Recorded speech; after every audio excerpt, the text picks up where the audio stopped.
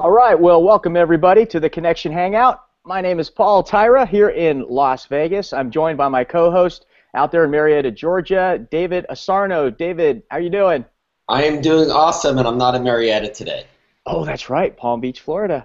So confused. Well, I was just thinking this last weekend, got to see you out there in Atlanta. It was great seeing you and Oh meeting my everybody, gosh, the team. it was Wasn't that it was blast? it was awesome seeing you and having you and everyone fly in and really officially kicking off Atlanta. It was just an unbelievably amazing weekend.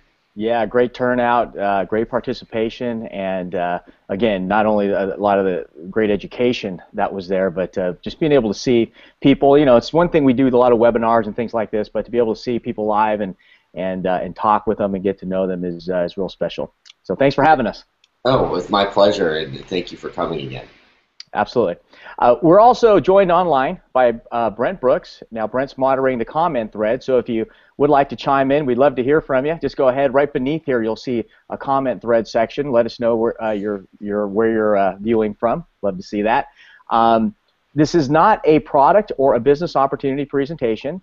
So if you'd like more information on ASEA or Renew 28, please get back with the person who invited you to be on this Hangout. If you see a button beneath your screen, okay, that says more info, as soon as the Hangout's done, you can click on that, and it may take you to more information specifically. But again, be sure to get back with the person who invited you here to get all your questions answered. Okay, so without further ado here, I'd like to bring on our special guest for this evening. This week's guest is Kurt Richards, and Kurt is ASEA's Executive Vice President.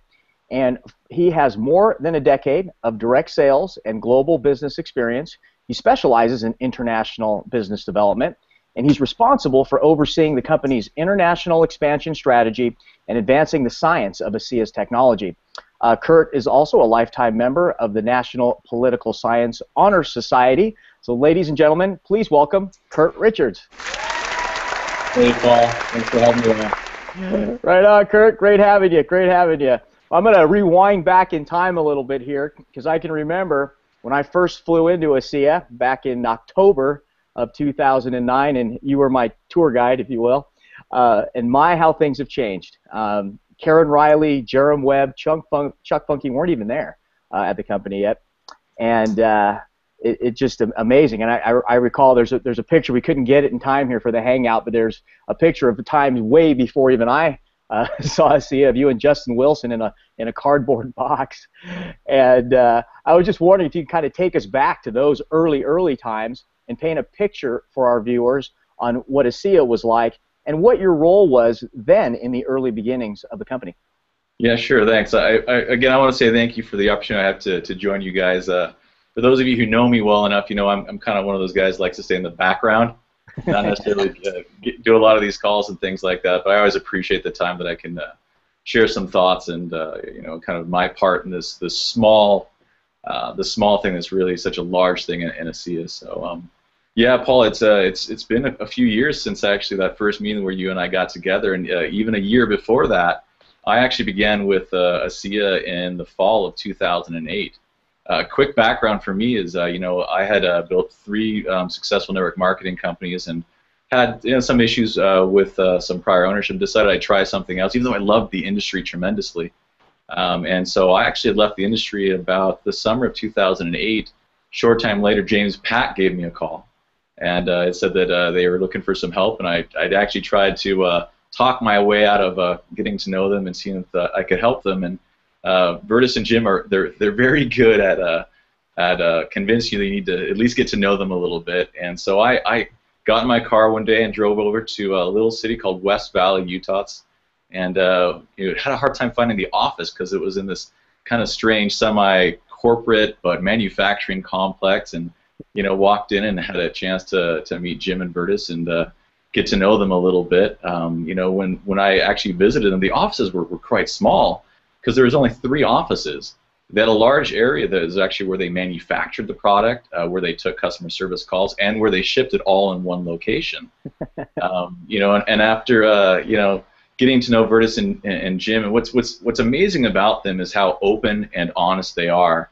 When I told Vertus about some of my prior experiences, that some of us go through with network marketing, he actually said, "Look, just help us for a month.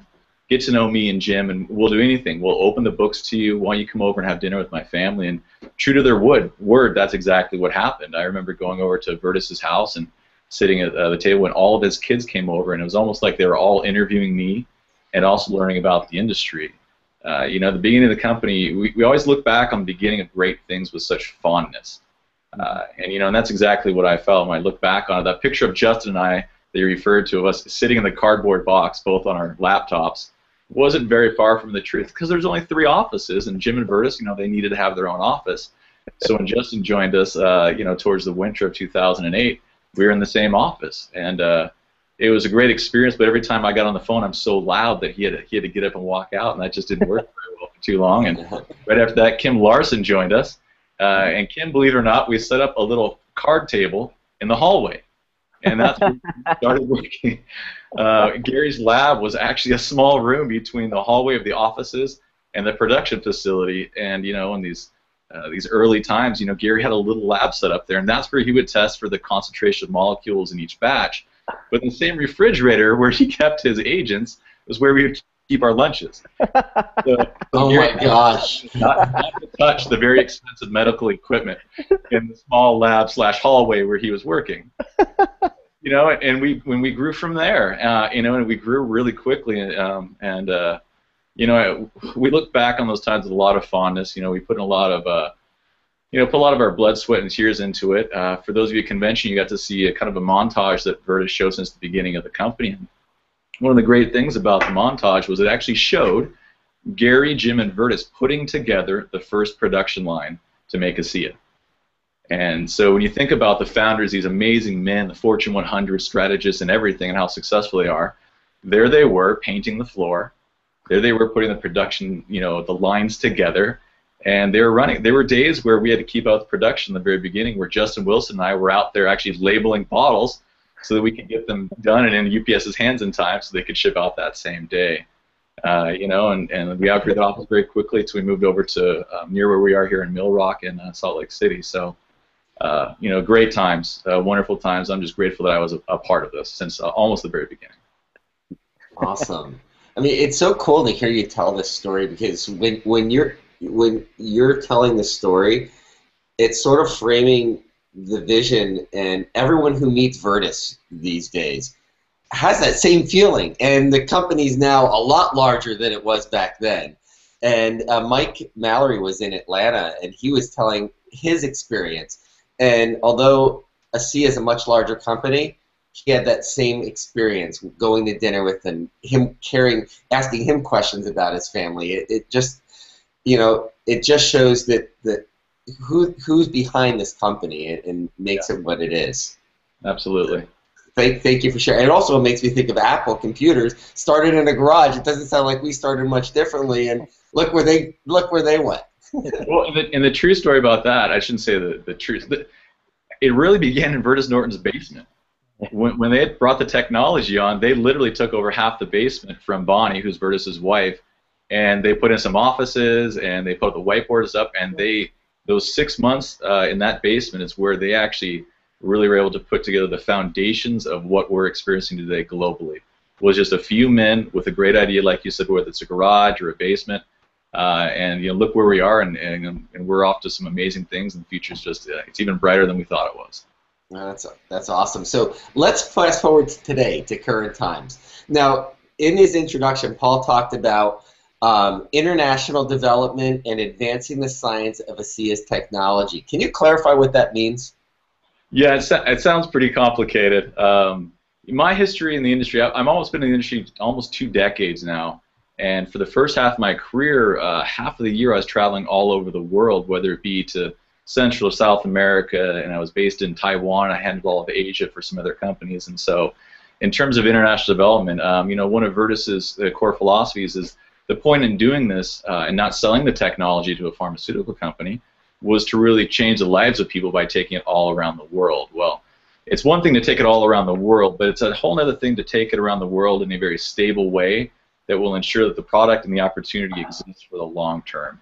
And so part of what my job is to work with the board of directors and the executive committee and other executives here to develop long-term, stable, strategic international development plans and projects.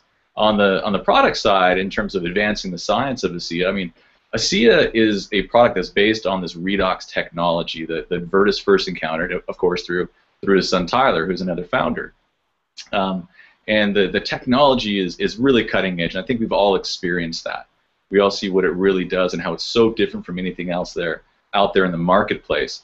One of my jobs is to help to drive the strategy behind how do we continue to proceed and grow the science with this technology, because it is cutting edge.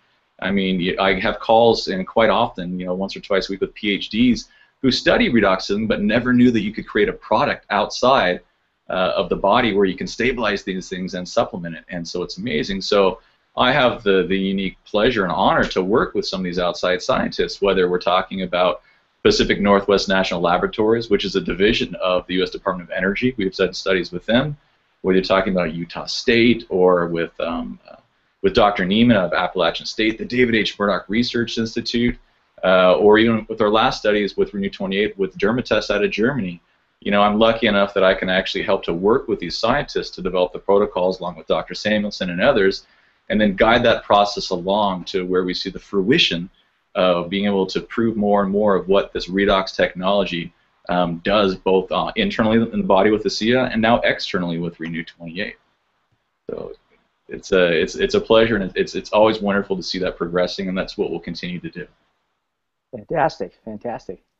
Now, I'm aware of your background of getting companies up off the ground from zero all the way up to about $100 million in annual sales. Based on your experience, what prevents a lot of companies from reaching that $100 million a year mark? It seems like it's kind of a pretty big hurdle to get past that. Matter of fact, I think only 83 companies out of the thousands of network marketing companies hit over $100 million in revenues last year. But besides that, the coveted mark is the $1 billion mark. And why do you feel confident that ASEA is going to surpass that and more? Yeah, great question. Tying back to some of the reasons why I was possibly not getting back into the industry, there's really two reasons that when I decided to kind of throw my blood, sweat, and tears back into this wonderful industry, which I love, was really the ability to work with founders like Jim and Vertus and Tyler. I think there's really two things that really can take a company over that $100 million point towards that $1 billion point, which is having phenomenal founders who have the right philosophies, who have the right principles, and are willing to make the difficult choices, and to look towards creating something for both their employees and for the distributors and consumers. I think that's one very important aspect of this. The second aspect is, of course, the technology or the product. So when I was investigating ASEA, one of the things that I wanted to experience was working with the best founders that I possibly could with such a unique technology that we could reach beyond that 100 million towards that $1 billion mark. And that's one of the reasons why when they opened the books to me, when they introduced their families to me, I could get to know them as who they really were, what their wives thought they were, what their children thought they were, and also understand their stability as individuals and financially. In the past, I've dealt with founders who are wonderful men, but sometimes money it emphasizes more of who they are.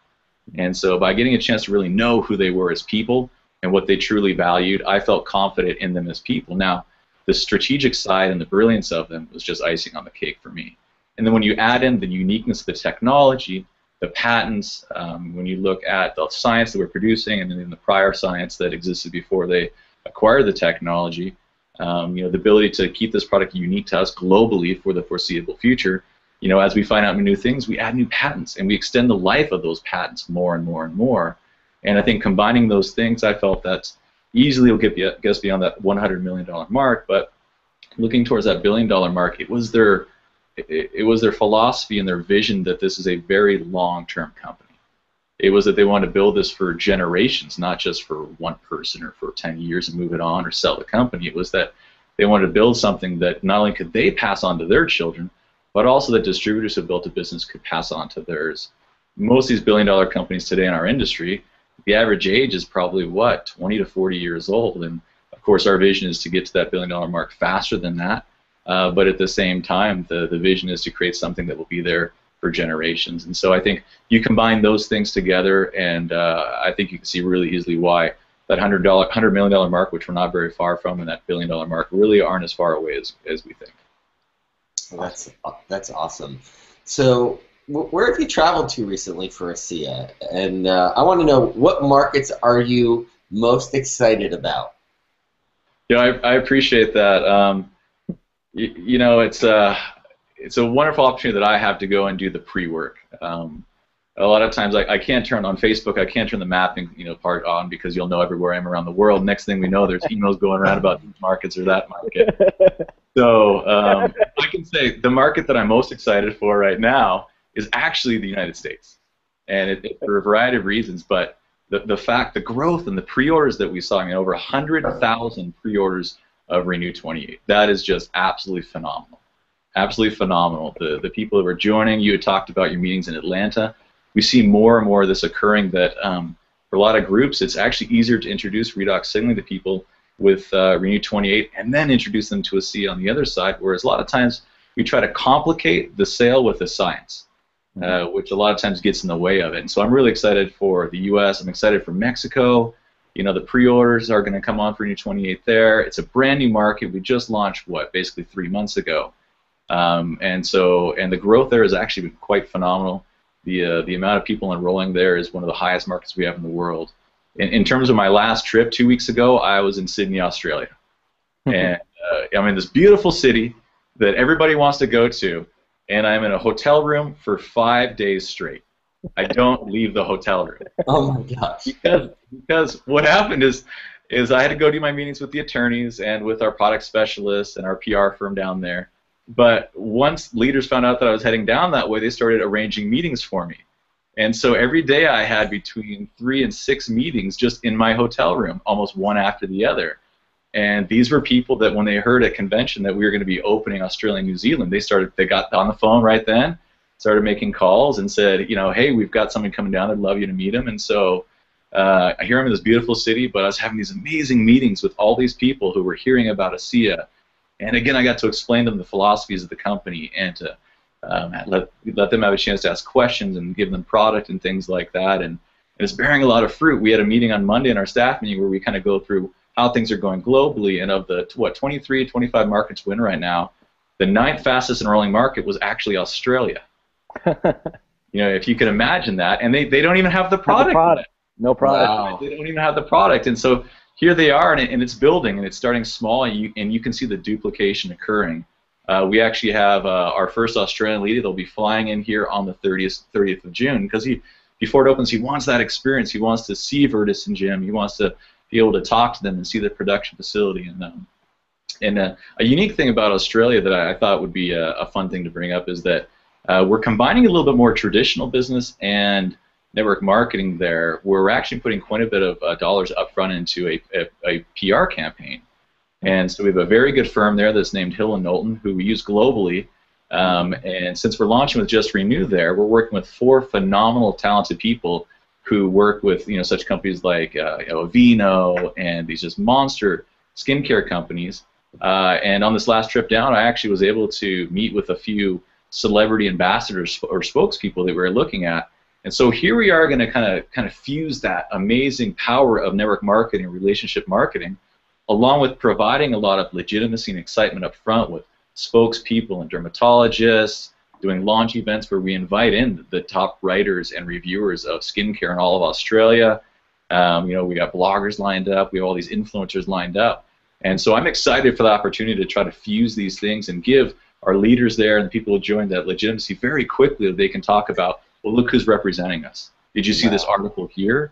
Or look at this blog here, and it'll just help to really, pour more fuel on the fire there. So I'm sure you'd like to hear about some other markets and regions, but Virtus he made me swear today at lunch that I would make sure to stay online and not make a sound, because we're just excited with where we are right now. Fantastic, fantastic. All right, Kurt. Well, I know you've got about 15 kids or something like that. So besides trying to produce enough children to field a full football team, what's home life like for you, and what does Kurt Richards do for fun? No, I appreciate it. In terms of kids, I have five, Paul. And, I You're don't know. 30. You're That's 30% kind of there. hard. But five kids. I have one boy, Austin, who just turned 13, and I have four girls. And so I'm scared tremendously of the teenage years right now. So if anybody has any advice, please pass it on. Run Home life's while you. great. Home life is great. It's very hectic, as you can imagine. With five kids, they're always very active, and by the time I get home, as much as I travel, I did about 145,000 air miles last year. So when I'm home, my wife wants me home, and she wants me to kind of take over. So long day at work, and then go help, and then with what's left over, of course, want to spend some quality time with her. And then hobby-wise, crazy enough, I play ice hockey. Oh my goodness! In the world. Kings fan? Yeah, absolutely. So, but yeah, Monday had a game, great game, and then outside of that, I've been playing classical guitar for about 10 years now. Fell in love with that because I met one of the greatest guitarists in all of South America in Brazil when I was there in the about 96, 97, and I got to know him really well, and always loved the guitar, but he showed me the amazing things that you could do with it, and so from there I just fell in love with it, and I've that's kind of my home life. Wish I had more, but I spend so much time with ASEA. ASEA is a passion, it is a hobby, and yet it's a profession at the same time. So I know it's kind of a short answer, but it's the truth. No, that's great, and you know, I do recall we were talking a little bit earlier. You've been on a waiting list for some amazing guitar for like 7 years or something, and it's still not. You're not ready to take ownership of it yet.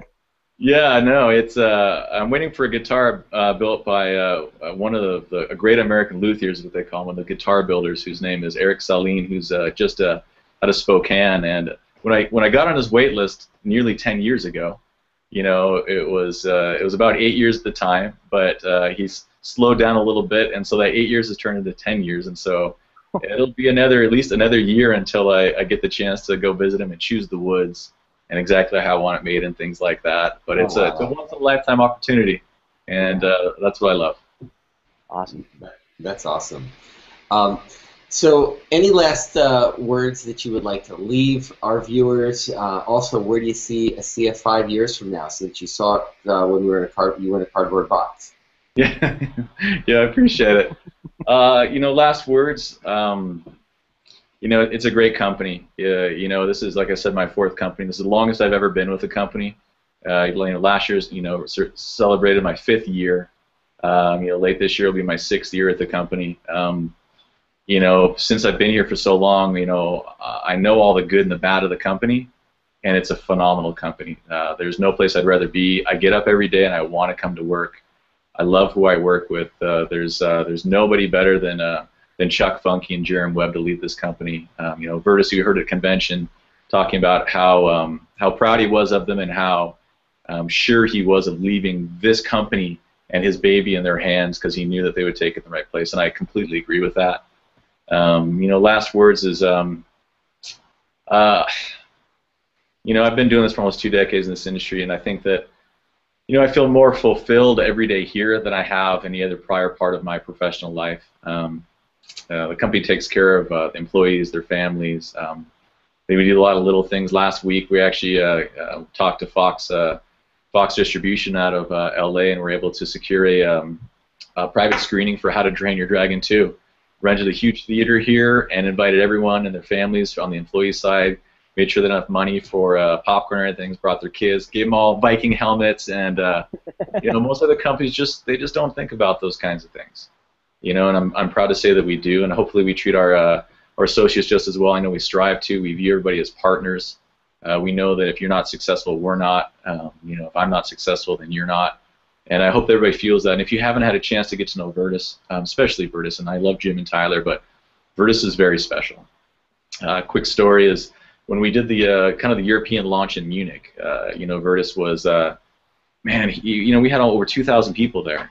And Virtus was tired. You know, it's a long flight. You do a lot of meetings, and then you're on your feet all day. He's not the youngest guy. He's gonna be 75 next year, but he's got all the energy that you could want. And I stayed with him, and about I think 10:30 Saturday night after the party, he just wouldn't leave. He just wouldn't leave because there were still people there. And he said, "I'm not leaving until everyone leaves. And if there's somebody waiting to talk to me or take a picture, I'll spend the time. You don't have to sleep for a week when I get home." So I hope people understand the love that he feels, that he really does drive that value of the individual, and it's something that I hope that I've picked up in just, the 10th or even the percent of what he feels. And when he truly said to me that he really wanted to make a difference in people's lives in the world, make his mark, and that's why he kept this company, and that's why he's doing what he's doing. I know it's true. His family feels the same way, and so.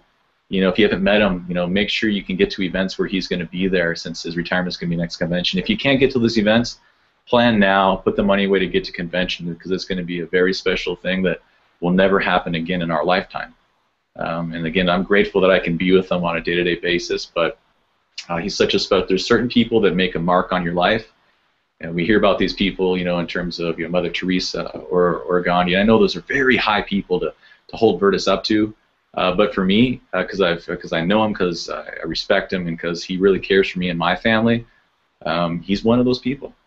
And so, I hope that people can feel the values and the principles of the company, and that, the company will make decisions for the long term, because it's very important that we provide what we're currently providing to everybody for as long as we can, if not forever.